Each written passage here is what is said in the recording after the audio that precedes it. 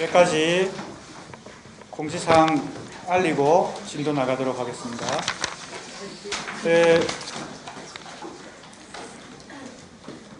4월 12일 마감한 1차 과제에 대한 점수와 또 4월 25일 중간고사에 대한 점수 공지는 5월 15일 정도에 블랙보드 상에 공지될 테니까 그걸 확인해 보면 되겠습니다.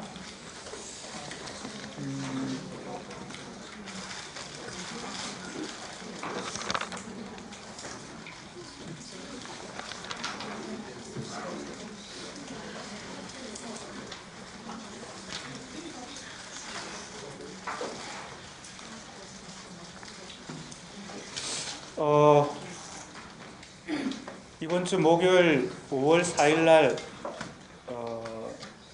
샌드위치 데이라서 휴강하자는 의견이 있긴 한데요. 다음 주 화요일 또 대통령 선거일이라서 휴강이 공휴일로 정해져 있습니다.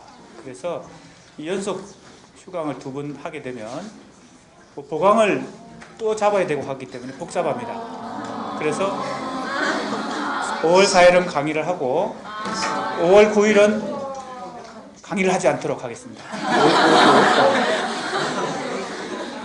지금 현재 상태에서도 진도가 느리게 지금 가고 있습니다. 빨리빨리 나가도록 하겠습니다. 5월 9일에 휴강은 따로 보강. 예? 보강하나요? 5월 9일은 보강 안 합니다.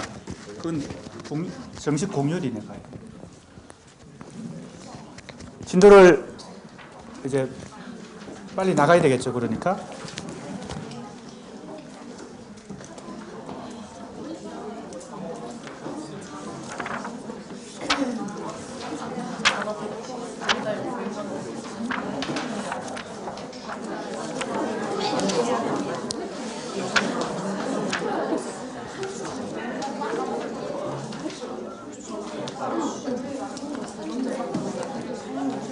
예, 교재 241쪽.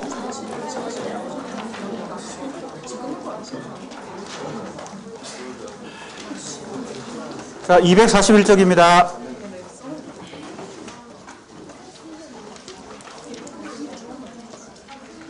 자, 밑에서 넷째 줄. 동일시라고 하는 것은 주체가 사랑 대상과 상실한 사랑 대상과 동일시한다는 뜻입니다. 그런데 그 동일시가 일어나는 과정은 나르시시즘, 즉 태행이 일어나는 것과 동시에 그 동일시가 일어나는데, 태행이 일어난다는 것은 어느 단계까지 태행한다고요? 구순기 단계까지. 대상 카덱시스 설명 한번 했죠. 예. 리비도 점령 혹은 리비도 투자 이런 뜻입니다. 리비도가 어느 대상에 이렇게 고착되는 거, 점령되고 고착되는 거. 나르시시즘적 성향이 강한 리비도 발달 단계의 구순기. 그래서 구순기가 나르시시즘이 가장 강할 때다, 이렇게 프로이트가 생각했기 때문에 이 태행이라고 하는 것이 이 단계까지 간다. 그 다음 문장입니다. 프로이트는 전이신경증, 특히 히스테리의 경우도 정상 형성의 중요 메커니즘이 동일시임을 상기시키고, 히스테리는 신경증의 한 유형인데 또 하나의 유형이 강박증이죠. 그러니까 프로이트가 순차적으로 연구를 거듭하면서 임상을 통해서 연구를 거듭하면서 제일 먼저 연구한 대표적인 증상이 히스테리입니다. 그러니까 정신분석학이 뭡니까? 발달하는 과정에서 이 증상이 가장 먼저 연구된 증상이죠. 뭐 강박증도 있고, 예를 들면 뭡니까? 신경증 뭡니까? 성전환증도 있고 뭐 나중에 정신병 단계도 있고 여러 증상들이 있는데 그 중에 이제 이 히스테리를 가장 먼저 연구했습니다. 242쪽 첫째 줄. 나르시시즘적 동일시와 히스테리적 동일시를 비교한다. 그는 양자의 차이점으로 전자의 경우 대상 카덱시스가 포기되는 반면 후자의 경우는 대상 카덱시스가 비록 개별적인 행동이나 신경 자극 전달에 한정되긴 해도 계속 유지되면서 영향력을 행사한다. 이 공통점은 나르시시즘적 동일시라고 보는 것입니다. 이처럼 나르시시즘적 대상 선택이 나르시시즘으로 퇴행하는 과정은 애도와 구별되는 멜랑콜리의 중요한 특성이다. 자, 지금 이 프로이트의 논문의 핵심은 애도와 멜랑콜리가 어떻게 다른가, 그 차이를 설명하려고 하는 것입니다. 한편 상실한 대상과 자기 자신을 동일시하는 메커니즘은 애정병존, 서로 대립되는 감정이죠. 사랑의 감정과 정오의 감정이, 그죠? 미움의 감정이 공존한다는 겁니다. 왜? 동일시 자아 속에서 주체와 대상이 함께 공존하니까 그 대상에 대한 사랑과 정오가, 왜? 대상이 나에게 내가 대상을 상실했으니까요. 그래서 공존한다. 자, 거기 인용된 문장들은 다 프로이트의 애도와 멜랑콜리라는 책에서 인용한 것입니다. 이게 번역되어 있습니다, 우리나라에. 사랑 대상의 상실은 사랑 관계에서 애정 병존의 감정이 분명하게 제 모습을 드러낼 수 있는 절호의 기회가 된다. 강박신경증. 아까 얘기했죠. 신경증에는 크게 두 가지가 있는데 히스테리가 있고 강박증이 있다. 그랬죠? 이 강박신경증이라는 용어가 여기 나왔습니다. 잘 걸리는 기질인 경우 애정 병존에 따른 갈등이 슬픔을 병리적인 증상으로 탈바꿈시키며, 왜 멜랑콜리에 걸리는 애도보다 더 감정적인 기복이 심한가? 애정이, 그죠? 같이 병존하기 때문에 그 병리적인 슬픔은 슬퍼하는 사람 자신이 사랑하는 대상의 상실에 책임이 있고 자책을 한다 그랬죠? 중요한 것은 자기를 정오한다. 자기를 미워하고 자기 책임이다. 이렇게 자꾸 자책을 한다는 거예요. 자기 비하까지 합니다. 그죠? 나는 쓸모없는 사람이다. 그죠? 이렇게 된다는 거죠. 사랑하는 사람이 죽었을 경우 그에 뒤따르는 그와 같은 우울증적 억압 상태는 리비도의 퇴행적 철회가 없는 경우라도 애정 병존에 따른 갈등의 결과가 어떻게 나타나는지를 잘 보여준다. 이렇게 설명하고 있습니다. 자, 그러니까 그 다음 단계는 애정 병존이죠. 238쪽 다시 가봅시다. 238쪽 이 2장 제목에 동일시로의 퇴행, 그 다음 애정 병존이라고 되어 있죠. 그 다음이 뭘까요? 가학정이라고 되어 있습니다. 가학정이 뭐예요? 학대하는 것이죠. 근데 누굴 학대할까요? 이때 대상에 대한 정오가 자기 자신에 대한 정오로, 그죠? 전환되어서 자기를 학대하게 된다는 겁니다. 이게 이제 멜랑콜리의 뭐라고 할까요? 메커니즘이다. 정신적 메커니즘이다. 혹은 심리적 메커니즘이다.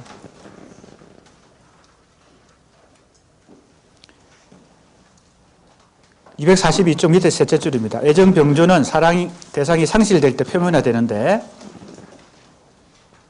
강박신경증의 경우 애정 병존에 따른 갈등이 슬픔을 병리적인 증상으로 탈바꿈시킨다. 이렇게 위에 인용한 프로이트의 설명을 다시 정리하고 있습니다. 243쪽.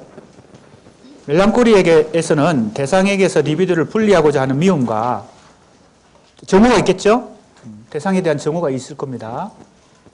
그런 공격에 대항하여 리비도의 위치를 고수하고자 하는, 그래도 끝까지 그 대상을 미워하지 못하고 사랑하는 감정이 대립하게 되는 거죠. 감정의 대립이 자기 심리 속에서 발생한다는 겁니다. 그래서 그렇게 보세요. 하나의 대상을 두고 사랑과 정오가 서로 싸우는 투쟁이 일어난다. 일종의 전쟁이 일어나는 것입니다. 그래서 애정 병존이 그 다음 단계의 중요한 요소가 된다. 그 다음 단계는 가학정이라 그랬죠. 대상에 대한 사랑이 나를 시점적 동일시 속에 숨어버리면 그 동일시에 의한 대체 대상이 정오가 작동하게 되고 결과적으로 가학정을 낳게 된다. 자, 그 다음 이 가학정은 자기 자신에 대해서 학대하는 것인데, 자기 처벌을 원하는 것인데, 사실은 그 내막에는, 그죠? 그 내부에는 대상에 대한 정오가 숨어 있다는 것을 우리가 놓치면 안 되는 것이죠. 알겠습니까? 자기 학대의 이면의 사랑 대상에 대한 복수, 이제 정오를 넘어서 복수까지 조금 더 강도가 강해지는 거죠. 가학정, 자학을 하면서 복수를 하는데 누구에 대한 복수예요? 상대방에 대한 복수다. 자, 역시 프로이트의 설명을 인용했습니다. 멜랑콜리에서 분명 환자 자신이 즐기는 듯 보이는 자기 고문은 즐기는 듯 보인다까지 하고 있습니다. 왜? 이 자기 학대를, 자기 고문을 뭐라고 할까요? 놓지 못하고, 그죠? 거기에 매달려 있는 것이죠. 이 멜랑콜리에 빠지게 되면요.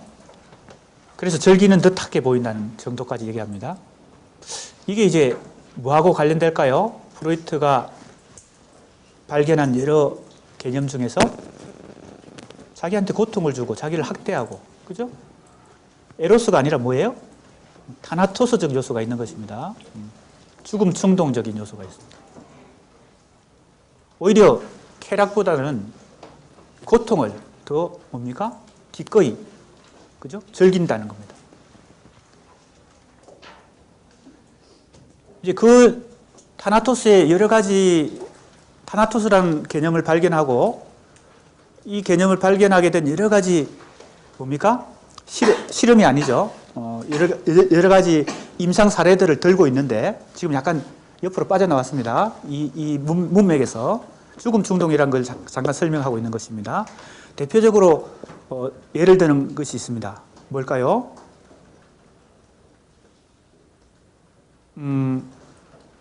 지금 이 예하고 상당히 쉽게 우리가 연상할 수 있는 게 있습니다. 사디즘, 마조이즘도 그 중에 한 예입니다. 그죠? 그런 예를 들고 있습니다. 프로이트가 이 죽음 충동을 설명하면서 그런 임상 사례를 보면서 아, 인간에게는 쾌락을 선호하는데 고통을 오히려 선호하는 경우도 있다는 겁니다. 고통을 통해서 쾌감을 느끼는 경우도 있다. 또 정신적 외상 스트레스, 예를 들면 전쟁에 참전한 군인이 전쟁에서 경험한 어떤 잔인한 현장 때문에 정신적 외상에 시달립니다. 그러면 전쟁이 끝나고 다시 고향으로 돌아왔을 때 빨리 그걸 잊어버리고 정상적인 일상을 되찾아야 되잖아요. 근데 꿈에 자꾸 그게 나타날 뿐만 아니라 곱씹어서 그걸 자꾸 회상하는 경향이 있다는 겁니다. 고통을 당했던 사람이, 트라우마를 당한 사람이 그 트라우마를 자꾸 추체험한다는 겁니다. 스스로. 오히려 거기서 탈출해야 될 텐데. 그게 바로 뭐예요? 반복 강박입니다. 자, 지금 이제 내가 몇 가지 사례를 드는 것은 다 프로이트가 자기 이론을 펼치면서 죽음 충동이 있다. 즉, 타나토스가 인간에게는 있다. 라고 에로스만 있는 줄 알았는데 타나토스가 있구나. 라고, 그죠? 확인하게 되는 여러 사례를 들고 있는 것 중에 바로 반복 강박이 있습니다. 조금 전에 얘기한 정신적 외상 스트레스,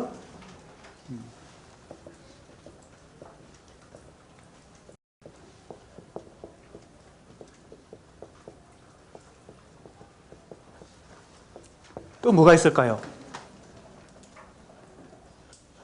프로이트를 좀 읽어봐야 되겠죠? 그죠? 내 질문에 답변하려면 이런 것도 있습니다.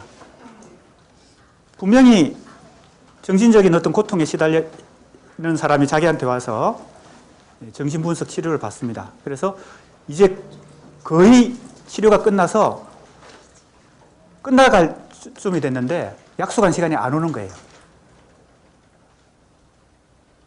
왜 안 올까요? 여기서 벗어나기 싫으니까. 이 고통에서 벗어나기 싫으니까. 이해가 안 되죠? 그게 바로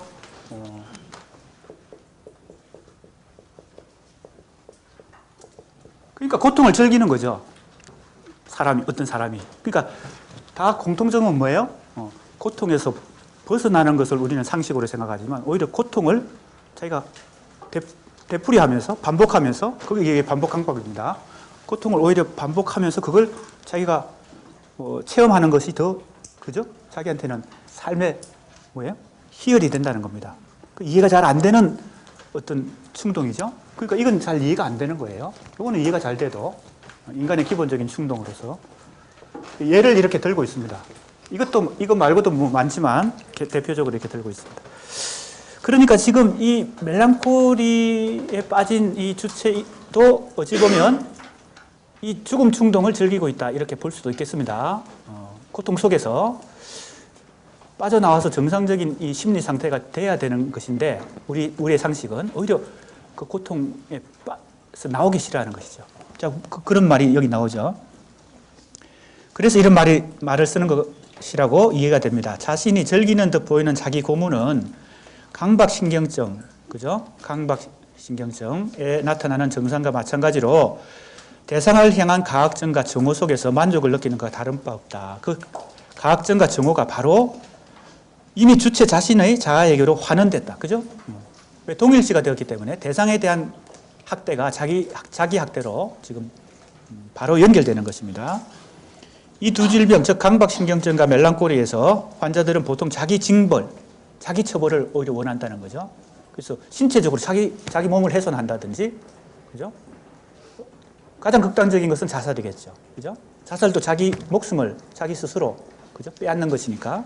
자기 처벌, 자기 징벌, 번역을 자기 징벌이라고 했는데, 근데 이건 우회로입니다. 사실은 내막을 들여다보면 뭐예요? 복수인데 누구에 대한 복수예요? 상대방에 대한 복수인데 그걸 자기 처벌을 통해서 상대방에 대한 복수를 한다. 그러니까 프로이트 이전에 많은 사람들이 이 멜랑콜리에 대해서 연구하고 분석했지만 그것은 좀 표면적이고, 그죠? 조금 단순한 연구에 불과했고, 이제 정신분석학이라는 이 학문을 개척한 프로이트에 와서 좀 더 깊이 있는 심층적인 인간 정신에 대한 분석이 이루어졌다 이렇게 볼 수 있겠습니다. 자, 244쪽으로 넘어갑니다. 첫째 줄, 이런 가학증의 메커니즘은 멜랑콜리적 주체의 자살 성향, 그죠? 우울증에 빠져서 자살하는 경우들이 종종 신문 지상에 보도되는데, 뉴스에도 나오는데, 이런 메커니즘이 심리, 정신 내부에서 일어났기 때문이다. 이렇게 이해할 수 있습니다. 주체가 외부 세계에 대한 원초적 반응을 표현하면서 대상을 향해 발생했던 적개심이 가학증이죠. 적개심이 가학증으로 나타나는데 그것이 자아에게 되돌아온다. 그래서 자살에 이를 수도 있다는 겁니다. 결국 자 이제 프로이트의 설명은 여기까지고 이제 정리를 하면 결국부터가 정리입니다. 앞에서 얘기했던 걸 정리하고 있습니다. 지금까지 논의한 멜랑콜리에 대한 프로이트의 정신분석적 규명은 어떻게 요약될 수 있을까요?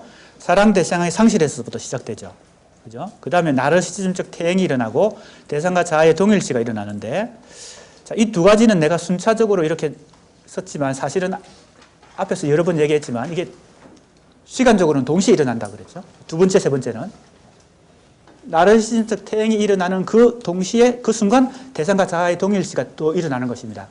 그러니까 이건 이 두 번째, 세 번째는 반드시 순차적인 게 아니고 그죠? 같이 일어나는 그렇게 봐야 되겠습니다.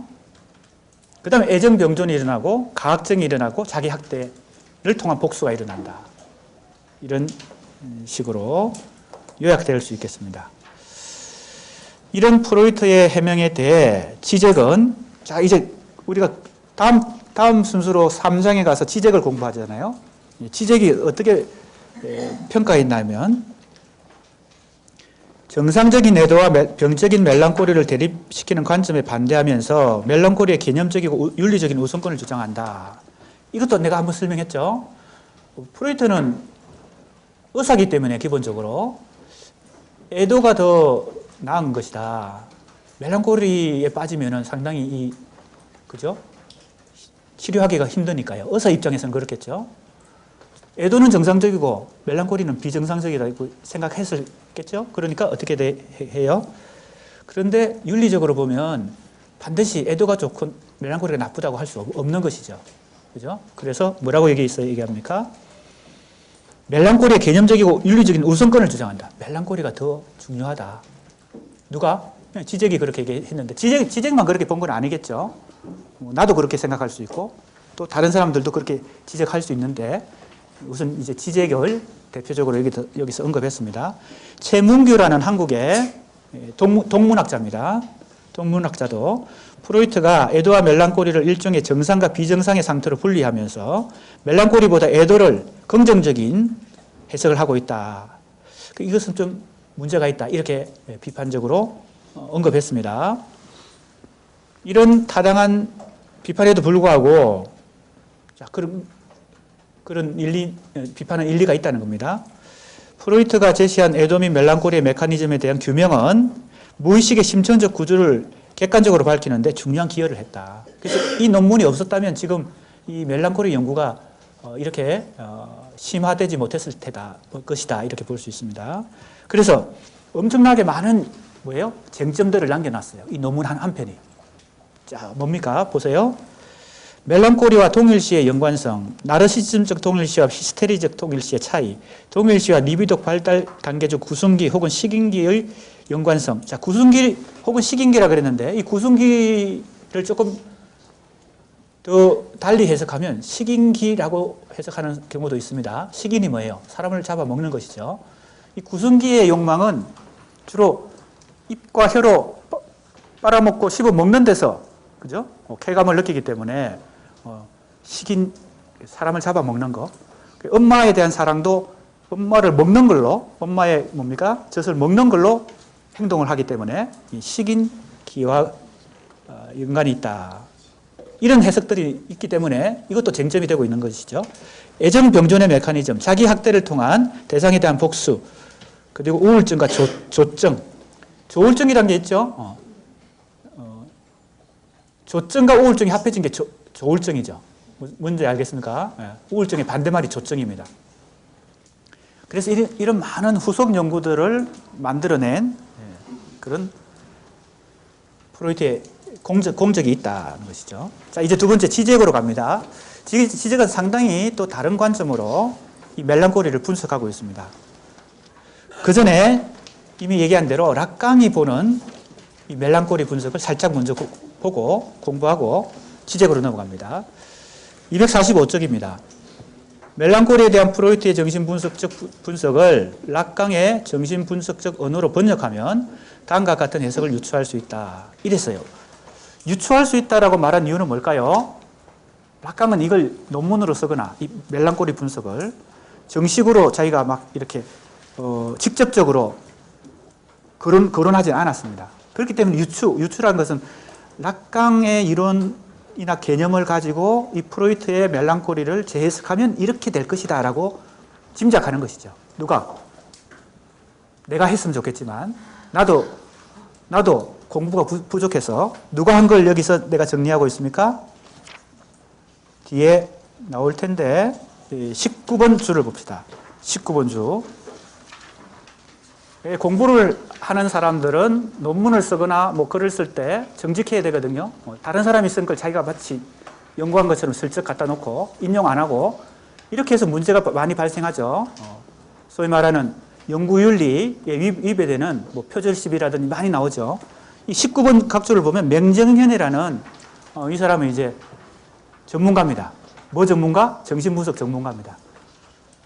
맹정현 씨가 자본의 순교자 현대의 우울증적 기원이라는 글을 쓴 것이 있는데 이것이 주로 락강적 개념으로 우울증을 지금 분석하고 있는 것입니다. 그래서 내가 그걸 인용하고 그 논문을 다시 좀 요약해서 이렇게 해석을 해보고 있는 것입니다. 245쪽 셋째 줄입니다. 멜랑콜리 주체의 자기 속으로의 침전과 자기 속으로의 침전인 것은 자기 안에 빠져든다는 겁니다. 다른 사람하고 대화나 관계를 거부하고 자기 속으로만 폐쇄된, 밀폐된 자기 내면으로만 파고드는 경향이 있습니다. 멜랑콜리에 빠지면. 자기 속으로의 침전과 세계에 대한 무관심. 이제 세계에 대해서, 즉 외부 현실에 대해서 무관심해져 버리는 거죠. 그러니까 그동안에 맛있는 것도 맛집도 찾아다니고 친구랑 자전거 여행도 하고 뭐 이런 재미가 있었는데, 사는 재미가 있었는데 거기에 대한 재미가 딱 끊어지는 것입니다. 이 우울증에 빠지면요. 그게 바로 이 세계에 대한 무관심. 외부에 대해서 무관심해지고 자기 내부로만 파고든다는 거죠. 사랑 대상의 상실과 관련된 리비도적 욕망의 출혈이라는 표현을 쓰고 있습니다. 욕망이 어떻게 돼요?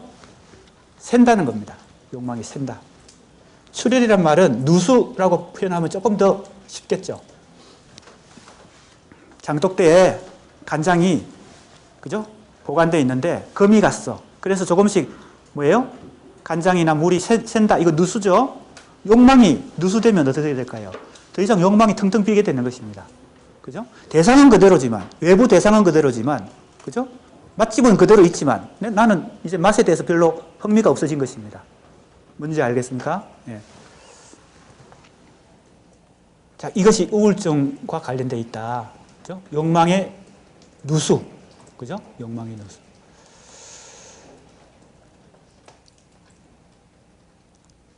락강은 근거 없는 상실감과 허망함의 근거를 사랑 대상의 상실 이전에 인간이 언어의 세계인 상징기에 진입하면서 겪는 근원적인 상실감으로부터 접근한다. 자, 이거 내가 그림을 그려가면서 막 설명했어요. 그죠? 보로메오 매듭 3가지 동그라미 그리면서 설명했습니다. 뭐예요? 상상계, 상징계, 실제 하면서. 상징계에 접어들면서 뭐가 일어난다고요? 2차 소외가 일어나죠. 그때 이미 우울증에 걸린다는 겁니다. 왜? 멜랑콜리 상실을 하니까. 뭘 상실해요? 자기 욕망을 상실하는. 본래 자기 자신의 욕망을 그때 1차 소외 때 이미 상실했지만 이게 다 무의식 속에서 상실하는 거니까 내가 자각을 못하는 거죠. 또 한 번 더 2차 소외가 일어날 때 상실이 일어납니다. 그러니까 이미 락강이 보는 개념으로는 인간은 상상계에서 거울 단계에서 이미 한 번에 멜랑콜리를 경험하고 상실이니까요. 그죠? 상실. 그게 소외죠. 소외라는 개념이죠. 두 번째, 상징계에 접어들면서 2차 소외. 이때 한 번 더 상실감을 겪는데 이게 둘 다 뭐하고 멜랑콜리와 관련되어 있다는 얘기입니다. 두 번의 멜랑콜리를 경험해서 다 주체가 되었다는 겁니다. 그러니까 사람들은 기본적으로 이 우울증을 다 갖고 있는 거죠. 락강이 만약에 정식으로 논문을 썼다면 이렇게 썼을 것이다. 이제 유추를 하는 것입니다. 락강의 이론을 가지고 상징계가 제공하는 타자의 언어. 자, 상징계는 언어의 질서라 그랬습니다. 근데 이건 자기 언어가 아니고 타자가 만들어 놓은 세계의 질서입니다. 현실의 질서예요. 그 언어를 내가 받아들이지 않으면 안 되니까 어쩔 수 없이 받아들이는 과정에서 소외가 일어납니다. 자기 자신의 욕망으로부터 비껴난다는 뜻이죠. 그 비껴날 때 뭐예요? 상실감이 일어난다. 즉 멜랑콜리를 경험한다. 이렇게 볼 수 있겠습니다. 주체는 존재 상실이라는 시련을 겪는다. 이 존재 결핍은 그러니까 항상 1차 소외, 2차 소외를 통해서 두 번의 결핍이나 상실을 경험하기 때문에 두 번의 멜랑콜리에 빠져 있죠. 모든 주체는. 그런데 이 존재 결핍은 향유의 육체가 주의상수입니다. 주의상수는 실제로 접근하는 통로가 된다 그랬죠. 자, 또 그립니다. 동그라미는 사실은 정확하게 그리려면 이렇게 그리면 안 되는데 밑으로 들어가고 위로 나오고 이렇게 그죠? 그래야 이게 딱 그죠? 고리가 걸리듯이 딱 걸리겠죠? 설명하지 않겠습니다. 했으니까.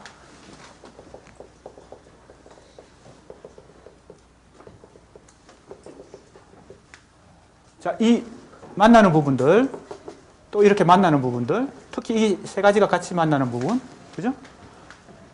실제로 접근하기 위해서 이렇게 접근할 거고, 이렇게 접근할 때, 이 실제에 접근하는 중요한 개념이 주의상수다. 이렇게 했고, 또 환상도 있죠? 환상.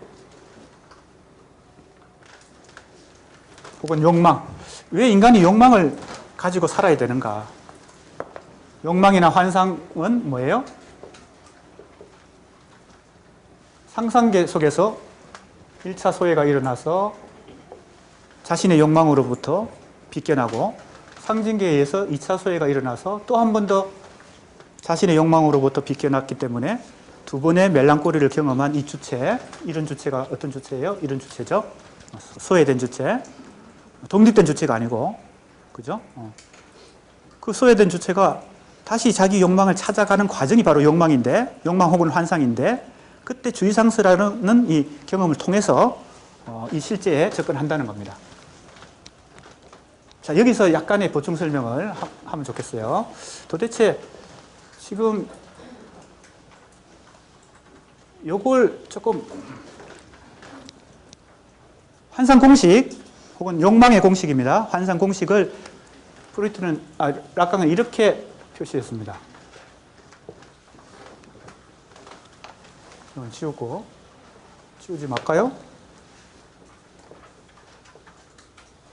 지우지 말고 이렇게 경계를 표시해 봅시다. 자, 이거는 약간 우리 교재에서 벗어나서 지금 보충 설명하고 있는 중입니다. 이건 뭐예요? 소외된 주체죠? 이게 뭘까요? 요 소문자 A죠? 이게 이제 대상 A입니다. 특정한 대상 A. 자, 이 대상 A를 잘 이해하면 우리 학생들이 이 락강의 이 실제 개념 혹은 주의상서 개념을 이해하는 데 도움이 됩니다. 대상 A라고 하는 것은 A는 그냥 일종의 약자 A인데 하나의 특정한 대상인데 이것은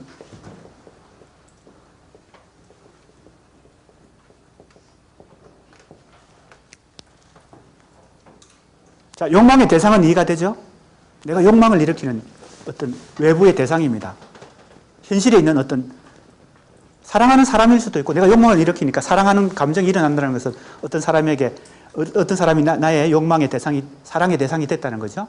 또는 물건일 수도 있죠. 빨간 구두, 그죠? 진열장에 놓여 있는 그 빨간 구두가 갖고 싶어가지고 잠을 못 자요. 그죠? 며칠을. 그래서 용돈을 모아가지고 그걸 사러 갑니다. 그게 바로 대상 A겠죠? 뭐예요? 욕망의 대상입니다. 그런데 자, 아까 내가 아까 이것과 관련된 설명을 이미 했어요. 뭐 할 때 했냐면 욕망의 누수, 욕망의 출혈 이거 할 때 했어요. 외부 현실은 외부 대상은 그대로인데 내 마음속에서 뭐가 욕망이 누수가 일어나면 그게 더 이상 욕망의 대상이 안 된다 그랬죠. 동일한 현실의 대상, 빨간 구두, 똑같은 사랑하는 사람이 그대로 있지만 내 마음속에서 더 이상 그 대상에 대해서 욕망의 원인이 사라지면 어떻게 돼요? 내가 욕망을 못 느끼는 것입니다. 바로 그 뜻입니다. 그게 원인입니다.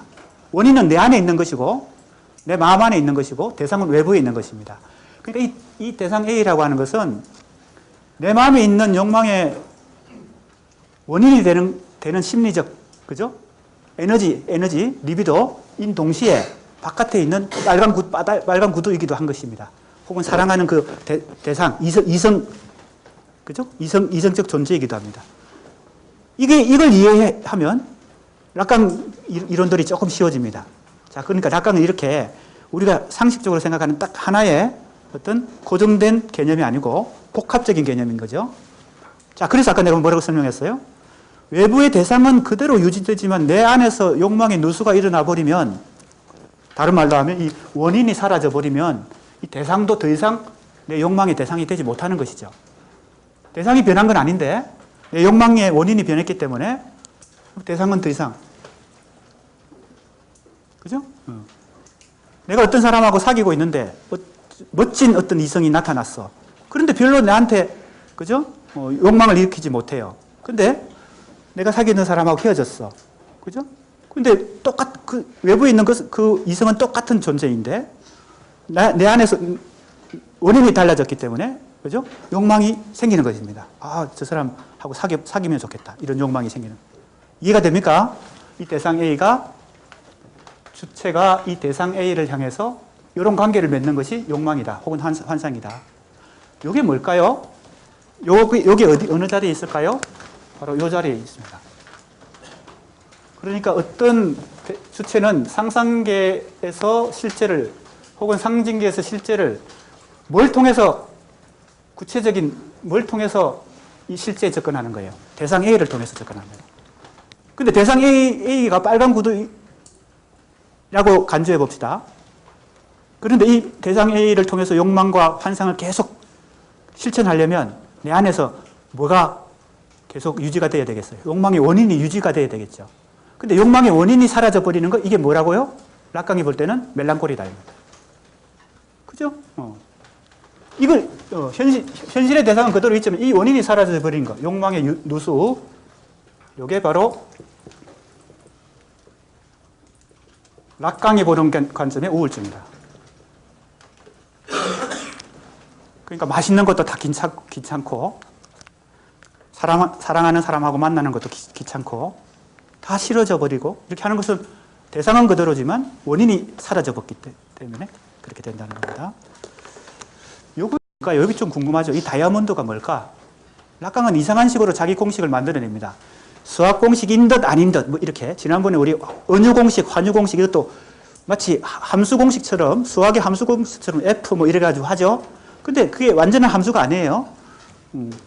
이것도 마찬가지예요. 수학 공식인 것 같은데 아니에요. 자기가 만들어낸 거야. 약간 수학 공식을 응용한 겁니다. 이렇게 되면 뭐예요? 주체가 대상이 더 큰 것이죠. 대상 A가 더 강해서 주체가 여기에 흡수되는 것입니다. 관계를 놓고 볼 때. 이렇게 되면 뭐예요? 주체가 더 강한 것입니다. 그 에너지 면에서. 그죠? 요거는 뭐예요? 교집합이에요. 주체와 대상 A 사이에 교집합 관계를 맺는다는 겁니다. 요것과 요것의 관계가 요걸로 설명하는. 요건 뭐예요? 합집합이죠? 요것과 요것의 관계는 주체와 대상의 합집합이다. 그러니까 이게 크고 작고 교집합이고 합집합이고 근데 그걸 동시에 발생시키니까 뭐예요? 이건 아무것도 아닌 거죠. 그죠? 뭔지 알겠습니까? 수학적인 어떤 하나의 법칙이 없는 것이죠. 복잡한 관계를 맺는다는 뜻입니다. 그죠? 크기도 하고 작기도 하고 교집합이기도 하고 합집합이기도 하고 이런 복잡한 관계를 맺는다. 그걸 이렇게 표시한 겁니다. 그래서 이걸 불가능성이다. 자, 불가능성 하니까 뭐가 생각나요? 이 실제의 모습은 논리적으로 설명하기 불가능하다. 존재하긴 하는데 진짜 존재하는데 실제로 존재한다. 그게 실제죠. 진짜 존재하는 것입니다. 진짜 존재하는데 논리적으로 설명하기 불가능한 것이다. 그게 실제입니다. 그 실제에 도달하는 과정에서 이 환상과 욕망을 그죠? 경험하게 되고 주의상수를 경험하는데 그것은 이런 관계를 통해서 그죠? 이런 관계를 통해서 주체는 대상 A라고 하는 욕망의 원인이자 대상을 통해서 이 주의상수도 경험하고 실제를 만날 수 있다는 것이죠. 그런데 그 실제는 우리가 생각하듯이 그렇게 논리적으로 설명이 잘 안 되는 그런. 자, 이제 약간 옆길로 빠져서 이 설명을 좀 했는데 다시 돌아와서 교재를 봅시다. 이 존재 결핍은 향유의, 즉 주의상수의 육체가 타자의 언어를 통해서 서만 만족에 도달할 수 있다. 이게 바로 소외죠. 상징계에서 소외가 더 크다고 볼 수 있습니다. 언어라고 하는 것이 인간을 지배하게 된다는 거죠. 이때 이 언어는 주체의 언어가 아니라 타자의 언어, 즉 세계가 이미 만들어 놓은 언어이기 때문에 이 주체가 가지는 욕망은 자신의 욕망이 아니라 대타자의 욕망, 즉 세계가 만들어 놓은 욕망이라는 겁니다. 그래서 여러분들이 가진 욕망이 진짜 내 욕망인가? 아니면 부모님이 만들어 놓은 욕망인가? 아니면 현실이 나한테 제공한 욕망인가? 이걸 그죠? 분석해 봐야 된다는 것이 정신 분석의 기본 원리입니다.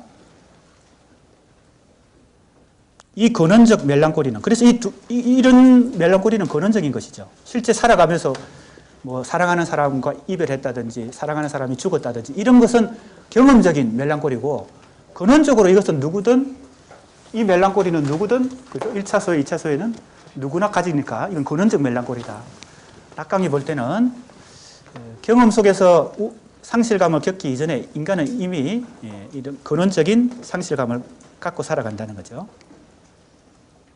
이 근원적 멜랑콜리는 언어에 의하여 우리 교재에서 향유라고 법령된 것은 다 주의상수입니다.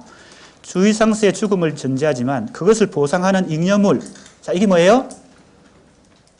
내 욕망이 소외되었지만 그 소외된 욕망을 다시 회복할 수 있다고 내가 기대하고 그것을 추구하는데 그게 바로 여기 나오는 보상하는 잉여물입니다. 이게 대상해입니다.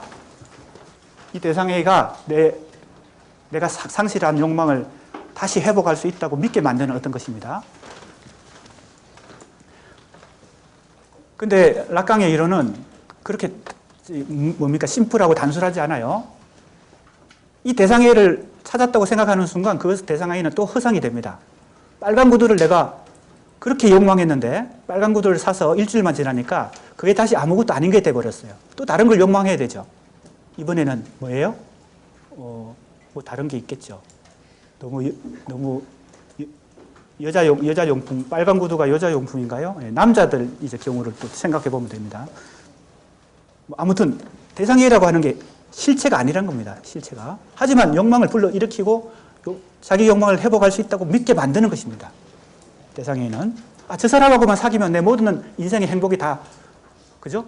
나한테 올 것이다. 세상을 다 가진 것 같다는 말이 그런 거죠. 세상을 다 가진 것 같다. 실제로 만나서 사귀었는데, 그죠? 그것도 아니야. 또 다른 게 또 필요해. 그죠? 뭐 그런 것처럼 대상해라고 하는 것은 실체가 아니란 겁니다. 하지만 자신이 잃어버린 욕망을 되찾게 해줄 것이라고 믿게 만드는 그런 어떤 원인이자 대상입니다. 그렇다면 그 실체가 아닌데 속아서 사는 거네요. 왜 속을 필요가 있을까요? 이렇게 질문할 수도 있습니다. 그렇죠? 그 질문도 옳은 질문이긴 한데 실체가 아니지만 그게 없이는 어떻게 돼요? 세상을 살아갈 수가 없다는 거죠. 그게 있어야, 그죠? 대상해를 자꾸 찾아내야 이 사람에게는 목표가 생기고 사는 의미가 생기고, 그죠? 하루하루 열심히 살 수가 있고 그런 것이죠. 주체는 자신의 원초적 결핍을 타자가 자신을 욕망하고 있음을 현재화하는 대상을 통해 치유받는 거죠. 자, 이것도 대상 A에 대한 설명입니다. 뭐예요? 타자가 자신을 욕망하고 있음을 현재화하는 대상입니다. 이것이 락강이 말하는 대상 A이다. 근원적 상실에서, 그러니까 이 대상 A가 락강에게 아주 중요한 핵심 개념입니다. 그러니까 이 대상 A를 통해서 실제라고 하는 그죠? 영역으로, 통로로 갈 수 있고, 주의상수도 경험하고, 환상, 욕망을, 그죠?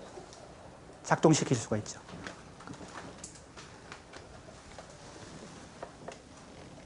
근원적 상실에서 비롯되는 소외된 주체가, 자, 이미 다 설명한 것입니다. 내가 이미 다 설명한 것인데, 교재에서 다시 확인합니다. 보세요. 근원적 상실에서 비롯되는 소외된 주체, 그죠? S에다 이렇게 관통된 거. 그죠?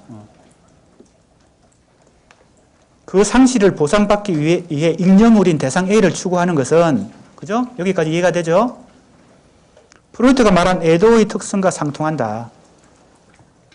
자, 대상 A를 통해서 뭐예요? 자기가 잃어버린 것을 다시 회복하는 거니까 굳이 프로이트 개념하고 연결고리를 찾는다면 대상 A를 찾아가지고 욕망을 작동시키고 살아가는 것은 애도와 관련되죠. 그래서 대상 A가 이게 실체가 아니라 허상이구나. 내가 빨간 구두를 샀는데도 내 욕망이 충족이 안 되는구나. 한 일주일만 지나니까. 그죠? 그래서 또 다른 대상 A를 찾겠죠? 그게 바로 뭐예요? 애도죠. 상실한 것을 다시 다른 대상을 통해서 자꾸 그죠? 대상 A만 바뀔 뿐이고 자꾸 나는 애도를 계속하면서 그죠? 살아가는 것이죠. 자, 그런데 이제 그럼 멜랑콜리는 어떤 것이냐?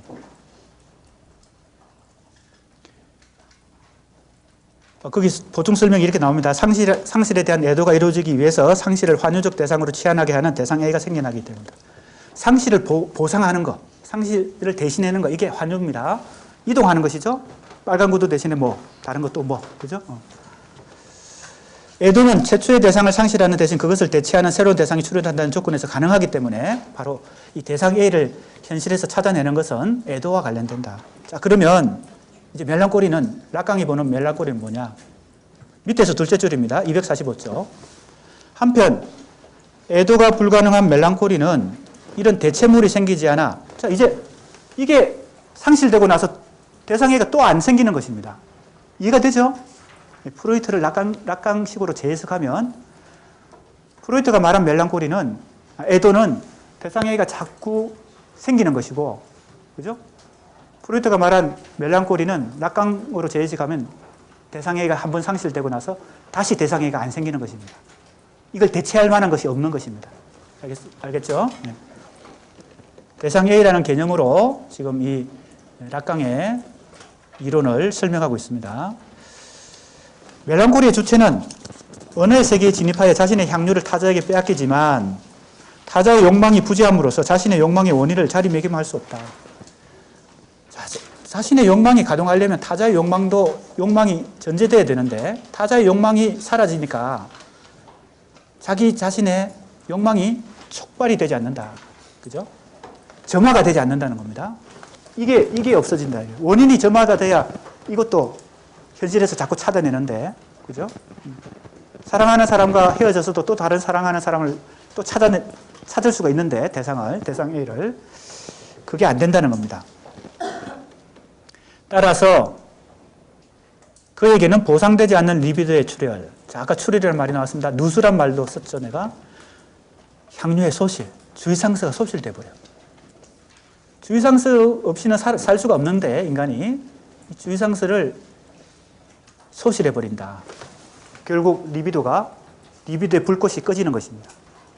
원인이 꺼지면 아무리 대상이 그죠? 외부에 건재한다 하더라도 그죠? 유지된다 하더라도 욕망이 일어나지 않는 것이죠. 이게 락강이 보는 멜랑콜리다. 이럴 때 세계는 욕망의 공식으로 돌아오지 않는 공으로 남을 보는데 이 공식이 이게 환상 공식, 욕망 공식이라고 그랬죠? 이 공식이 성립이 안 되는 것입니다. 이게 없어져 버린다는 거죠. 특히 어디요? 원인이 없어지는 겁니다. 이건 원인이기도 하고 대상이기도 한 것인데 이게 없어진다고 했을 때 멜랑콜리에서 특히 원인이 없어지는 것입니다. 이런 공허의 폐허감이 주체에게 드려진다면 주체는 버림받은 것은 자신이며 그 원인도 자신에게 있다는 자기 비난에 휩싸이게 된다. 자, 자기 비난, 이건 이미 프로이트가 설명한 것이죠. 그러니까 프로이트의 기본 틀에다가 그죠? 락강은 자기 재해석을 지금 가미하고 있다. 이렇게 볼 수 있습니다. 자기 비난과 학대는 욕망하지 않는 타자와 대면하여 자신의 결의에 대한 동일시를 선택할 수밖에 없게 된다. 동일시란 것도 이미 프로이트의 개념이죠. 그러니까 큰 틀에서는 프로이트의 개념을 받아들이면서 자기식으로 재해석한다. 즉 주체는 타자에게 결여된 결핍 그 자체와 자신을 동일시함으로써 상실감과 허무로 몰아간다. 결국 이 상실감과 허무는 죽음에 대한 집착으로 나아간다. 자, 이것이 맹정현 씨가 설명하고 있는 락강의 우울증 해석입니다. 이것도 락강이 직접 한 게 아니고 아까도 말했죠. 락강의 개념을 가지고 이렇게 재해석해보면 이렇게 될 것이라고 추정하는 것입니다. 유추하는 것입니다. 자, 그 다음을 봅시다. 이처럼 락강은 언어적 주체가 겪는 근원적 소외와 더불어 원초적 멜랑콜리를 상징하고 자기 비난과 욕망하지 않는 타자 사이에서 타자의 결여, 그 자체와 동일시함으로써 바닥없는 상실감과 허무를 떠안는 것, 이것이 우울증의 메커니즘입니다. 자, 이제 지적에 대한 설명입니다. 지적은 이런 락강의 개념을 그대로 받아들이는 한편 자기식으로 또 설명을 합니다. 자, 지적의 기본 입장은 뭐라 그랬어요? 철저한 락강주의자인데 해결식 해석을 한다. 근데 대체로 그 여러 가지 이런 설명의 사례를 대중문화 속에서 찾습니다. 특히 영화, 헐리우드 영화.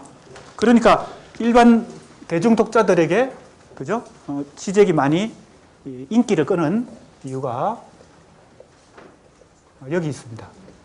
그래서 지적의 책도 우리나라에 거의 다 번역되어 있는데 지적이 책을 내면 우리나라에 몇 달 안 가서 번역이 나올 정도로 인기를 끌고 있습니다. 약간 대중 스타 같은 그 철학자입니다. 엔터테이너 철학자입니다. 그러니까 대중 철학자다. 그런데 쉽지 않습니다. 이 지적의 책을 읽는 것도 만만치 않은 지적 능력이 필요합니다. 자, 지적은 어떻게 보는지 봅시다. 슬라보의 지적은 프로이트와 락강의 관점을 수용하는 방식으로 멜랑콜리를 새롭게 해명한다. 지적은 욕망의 대상과 그 대상을 욕망하는 중개물 사이의 간격을 통해 멜랑콜의 기본 특성을 설명한다. 자, 이거는 이미 누구 설명이에요? 이 락강 설명이죠. 락강이 뭘 통해서 설명하고 있는 것입니까? 이 욕망의 공식, 대상 A라는 개념을 통해서 이미 설명하고 있는 걸 자기 그대로 받아들인 겁니다. 이게 독창적인 게 아니라, 그죠? 보세요. 어떻게 설명하는지. 언제나 욕망 자체의 대상과 이러한 대상을 탐나게 하는 중개 특징이나 요소 사이에는 간격이 존재한다. 중개 특징이나 요소가 바로 원인이죠. 내 마음속에 욕망을 일으키는 원인입니다. 그 중개 특성이 없으면 뭐예요? 욕망의 대상은 욕망의 대상이 되지 못하는 것이죠. 욕망의 대상은 동일하지만 중개 특성이 있냐 없냐에 따라서 그것이 내 욕망의 레이더에 걸리냐 안 걸리냐 그 차이가 있겠죠. 자, 지금 246쪽 밑에서 셋째 줄 인용한 지적에 인용한 글을 읽고 있습니다. 멜랑콜리에서 나타나는 것은 우리들이 욕망의 대상으로 하여금 욕망의 원인을 빼앗게 하는 것이다. 그죠? 이게 사실은 락강이 설명한 것인데, 물론 자기가 이건 내 독창적인 생각이다 이렇게 자랑하진 않습니다. 지적이. 나는 락강주의자다 이렇게 얘기하니까 락강 설명을 그대로 자기가 되풀이하고 있는 것입니다. 보세요. 뭐라고 합니까? 욕망의 원인이 없어져 버리는, 욕망의 원인을 빼앗아가 버린 것, 이것이 바로 우울증이다. 멜랑콜리 환자에게 대상은 거기에 있지만, 거기에 있다는 것은 뭐예요? 동일하게 외부에 존재하지만 욕망의 대상은 놓쳐버리고 있는 것은 대상을 탐하게 만든 특별한 중개 특성이다. 원인이란 말 대신 중개 특성이란 말을 쓰고 있다 뿐이지 실제로는 이게 락강의 설명 방식입니다. 그런 이유 때문에 적어도 언제나 모든 참된 사랑에는 멜랑콜리 흔적이 존재한다.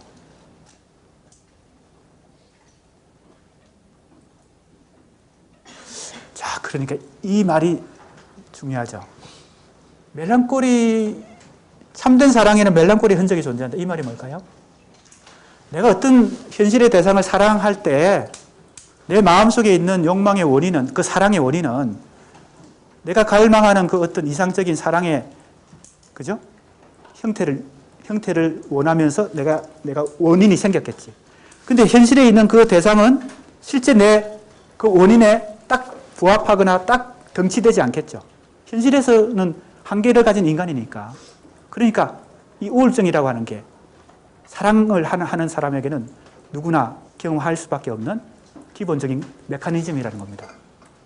이해가 됩니까? 원인과 대상 사이에 간격이 있기 때문에 사랑의 경험을 하는 사람은 누구나 멜랑콜리를 겪게 된다는 겁니다. 그죠? 욕망의 원인과 대상 사이에 항상 빈틈이 있고 차이가 있고 간격이 있으니까. 그런 거는 실제 연애를 해본 사람은 이 지적의 말이 그렇구나 이해를 할 수 있을 것 같습니다. 안 그렇다면 사랑을 하면서 연애를 하면서 갈등과 고통과 아픔이 없겠죠. 딱 일치한다면, 원인과 대상이 딱 일치한다면, 그죠? 근데 항상 뭔가가 간격이 있고 어긋나고, 그죠? 빗겨나기 때문에 고통이 있는 거 아니겠어요? 그래서 이런 말을 하는 것입니다. 이 말이 이해가 돼야 됩니다. 보세요. 그런 이유 때문에 적어도 언제나 모든 참된 사랑에는 멜랑콜리의 흔적이 존재한다. 사랑 안에서 대상은 그것의 원인을 박탈당하지 않는다. 오히려 대상과 원인 사이에 바로 그 간격이 붕괴된다. 정확히 말해서 이 점이 사랑과 욕망을 구별하는 것이다. 굉장히 락강의 개념을 쉽게 풀이하다가 갑자기 너무 비약적으로 결론을 얘기하기 때문에 약간 읽는 사람들이 균형을 잃어버립니다. 너무 끝에 압축적으로 표현을 했기 때문에. 자, 기본적인 것은 원인과 대상 사이의 불일치입니다. 그리고 거기서 사랑하는 사람 사이에는 우울증이 개입한다. 이렇게 볼 수 있습니다. 자, 이것은 크게 어렵지 않습니다. 락강의 설명으로부터 많이 벗어난 건 아니니까요. 247쪽 봅시다.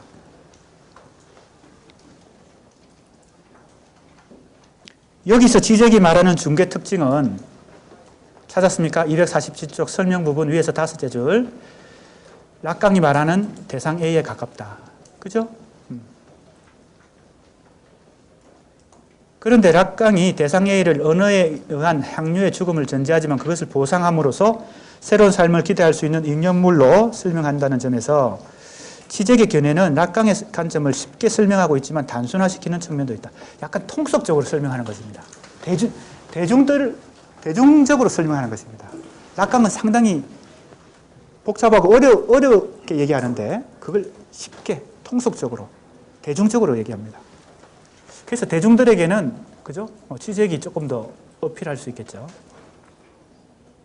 하지만 거기서 뭔가 놓치는 것도 있다. 낙강을 너무 쉽게 단순화시키니까 놓치는 면도 있다.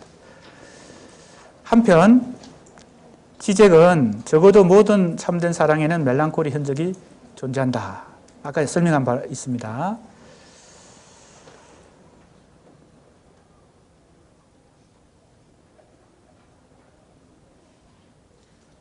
(248쪽으로) 가봅시다. 셋째 줄입니다. 대상과 원인 사이의 일치가 붕괴될 때 멜랑콜리가 발생한다. 이게 가장 기본입니다. 첫 번째, 멜랑콜리의 발생.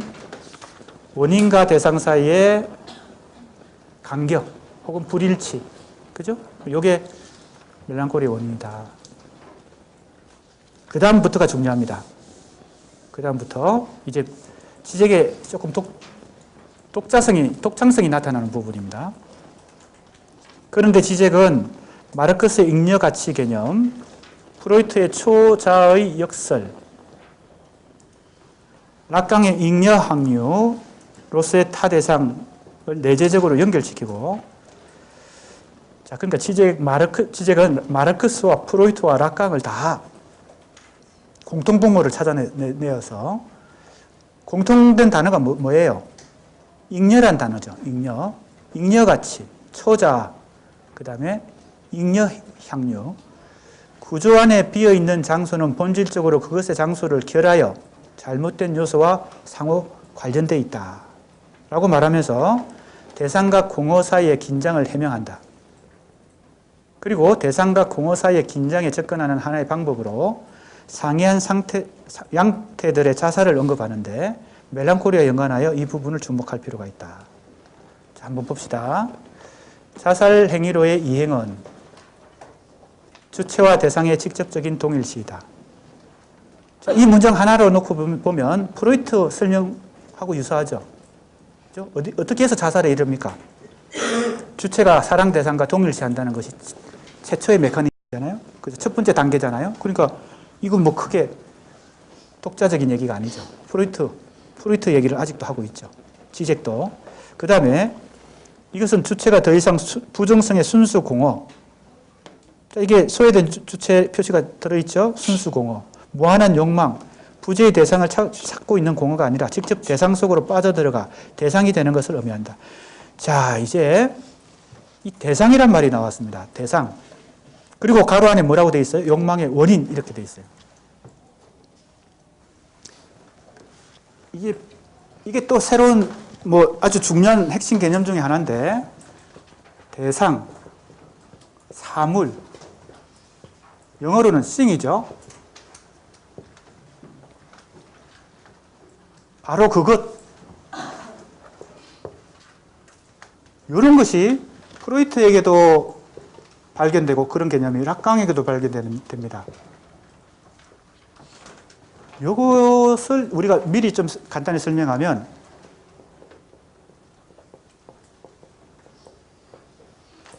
이 실제의 영역 속에서 가장 핵심적인 부분이 바로 the thing입니다. 혹은 사물, 대상, 그것 이렇게. 내가 뭔가 원초적인 완벽한 상태에서 소외됐죠? 두 번이나 소외됐죠? 그러면서 그걸 다시 회복하고 싶어 합니다. 뭔지 모르지만 뭔가 잃어버렸어. 처음에는 완전한 세계 속에 내가 살고 있다고 생각했는데 1차 소외, 2차 소외를 겪으면서 2% 부족하고 5% 부족해지고 막 자꾸 10% 부족해져. 그걸 채우려고 다시 노력하겠죠. 원래 내가 가지고 있었다고 생각하니까. 그런데 실제로는 그게 원래 내가 가지고 있었던 게 아닐 수도 있습니다. 하지만 소외를 경험하면서 원래 내가 가지고 있으리라고 자꾸 짐작하면서 그걸 자꾸 회복하려고 합니다. 그 핵심에 있는 것이 이겁니다. 용어만 조금씩 다른데 그게 실제의 가장 핵심적인 부분입니다. 근데 이건 실체로 존재하는 게 아닙니다. 그죠? 내 정신 속에서 어떤 하나의 심리적 심리적 하나의 흔적으로 존재하는 것입니다. 이걸 찾으면 내가 뭐예요? 실제 도달했다고 느낄 텐데 이걸 찾기가 쉽지 않습니다. 하지만 이걸 계속 찾으려고 노력하는 과정이 무슨 과정이에요? 바로 이 주의상서를 경험하고 환상과 욕망을 작동시키는 이 과정입니다. 이 과정을 통해서 최종적으로는 여기에 도달하려고 하는 것입니다. 그런데 지적이 설명하는 것은 이 과정으로 우리가 이런 과정으로 살아가잖아요. 최종 목표는 여기에 도달하는 것인데 이것은 현실에 있는 게 아니거든요. 어디에도 없는 것이지만 우리가 찾고자 하는 실제의 어떤 핵심적인 부분인데 이렇게 살아가던 사람이 만족하지 못하고 직접 이걸 만나고 싶어 합니다. 이걸 만날 수 있는 방법은 하나밖에 없죠. 현실에서. 죽는 방법밖에 없어요. 죽어서 도달하는 것입니다. 이것은. 그게 바로 프로이트가 얘기했던 이 죽음 충동의 재해석입니다. 죽음 충동이 뭐라 그랬어요? 유기체가 다시 원래의 무기물, 물, 공기, 흙, 바람으로 다시 돌아가서 정말 평화로운 상태로 회귀하고 싶은 거. 이게 죽음 충동이라고 그랬잖아요. 자, 보세요. 이 상태로 돌아가는 거. 실제 가장 핵심적인 이 부분을 내가 다시 회복해서 내가 그것과 만나는 거. 이것은 이 죽음 충동하고 거의, 그죠? 일맥상통하는 어떤 충동이죠. 그러니까 이 세상 살다가 상실감도 겪고 뭐 사랑하는 사람도 떠나가고 뭐 이렇게 하다 보면 내가 더 신과 만나고 싶어지는 것이죠. 원초적인 바로 그것과 내가 직접 대면하고 싶어집니다. 그게 자살에 이르게 만드는 것이다. 이런 설명입니다. 그죠? 프로이트의 이 멜랑콜리 분석하고 또 크게 보면 다르지 않은데 차이가 있습니다. 그걸 좀 이해하면 됩니다. 보세요.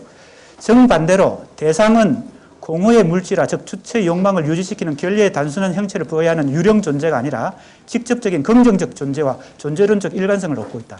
어렵죠? 이 철학자들이 대체로 어려운 말을 씁니다. 그나마 이 사람은 굉장히 대중적인 사람인데 이 사람의 글을 읽어도 좀 어렵긴 합니다. 내가 좀 쉽게 지금 설명을 해주고 있는 셈입니다. 이런 식으로 여기를 만나고 싶어하는 것입니다.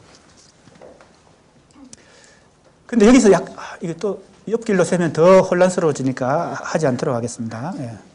사라지는 것은 바로 공허 장소이다. 발생한 것은 상징계 통로의 상실, 즉 실제계로의 완전한 닫힘이므로 틀이 구성되는 것은 바로 틀이다. 자살 행위로의 이행은 그 자체로 죽음 욕동의 가장 고상한 표상이 아니라 죽음 욕동의 정반대이다. 이런 말을 쓰고 있습니다.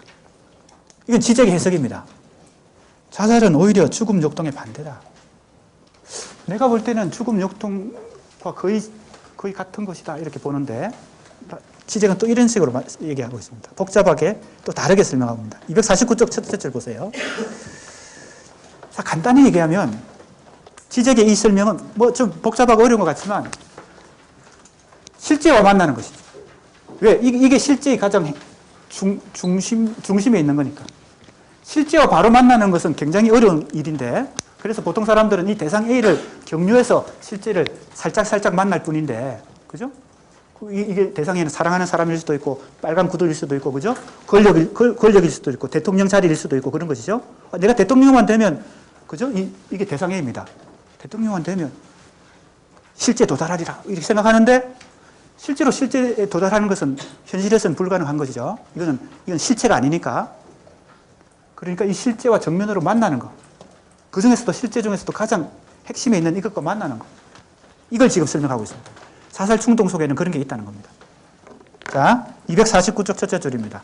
지적은 실제계와 만나는 자살, 즉 격렬한 행위로의 이행이 대상과 주체의 완전하고 직접적인 동일시다. 자, 주체가 대상과 완전히 동일시돼 버리려고 하는 것이죠. 이게 대상인데 대상과 동일시되는 것은 죽는 방법밖에 없다. 이 실제와 동일시하려고 하는 것은 죽는 방법. 그런데 이 개념이 프로이트도 쓰고 락강도 쓰고 지적도 쓰고 있는데 이게 어디서부터 온 걸까요? 서양 철학사의 어느 선배한테서 이 영감을 따온 것입니다. 어디서 온 걸까요? 어디서 봤어?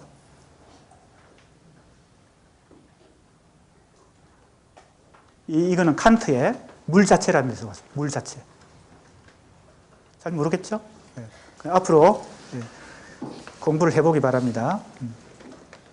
거기까지 설명하다 보면 또 진도가 늦어지고 옆길로 또 색이 되니까 그냥 적어두고 나중에 한번 관심 있는 사람은 찾아보세요.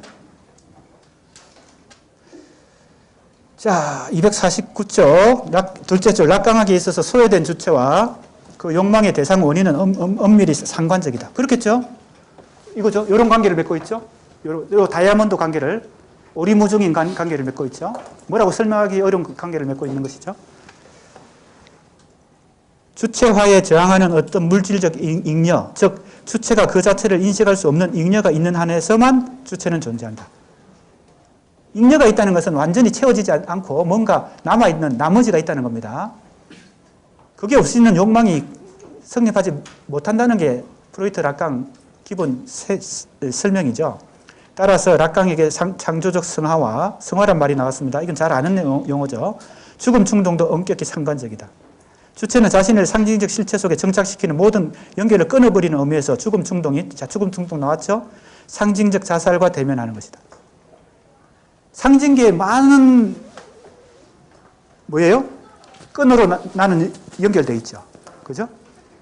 가족 관계, 직장 관계, 그죠? 서열, 점수, 온갖 친척 관계, 그죠? 동아리, 다 이게 상징계에 끈으로 연결되어 있는데 이 상징계의 질서를 완전히 벗어버리는 거, 그게 바로 여기서 여기로 이동하는 것인데 이 실제의 자리에서 만나게 되는 것이 대상이다. 그걸 행위라고 합니다. 행위로의 이행이라고 지적은 말합니다. 지적은 이 행위로의 이행이라는 것을 굉장히 강조합니다. 왜? 상징계의 질서를 끊으려면 이 행위로의 이행을 통해서 실제 진입해야 된다고 보기 때문에 그리고 이제 이런 것을 잘 쉽게 설명하기 위해서 영화 같은 걸 가져와서 사례로 가져와서 어떤 영화의 어떤 장면이 바로 이 행위로의 이행을 잘 보여주는 장면이다 이렇게 자꾸 설명하는 거죠. 그래서 락강을 어려워하는 사람들에게 이 지적이 좀 대중적으로 쉽게 설명해 주니까 지적이 상당히 인기를 많이 끌고 설득력을 갖고 있다 이렇게 볼 수 있습니다. 그런데 아까도 얘기했지만 약간 단순화시킬 수도 있고 통속화시키는 그런 단점도 있습니다. 이런 측면에서 지적이 말하는 행위로의 이행으로서의 자살은 락강의 이론을 극단화시키고 급진화시킨다. 오히려 이제는 아까는 단순화시키는 면이 있다 그랬는데 이제는 급진화시키는 면도 있어요. 자살을 오히려 긍정적으로 행위로의 이행으로 보는 거죠.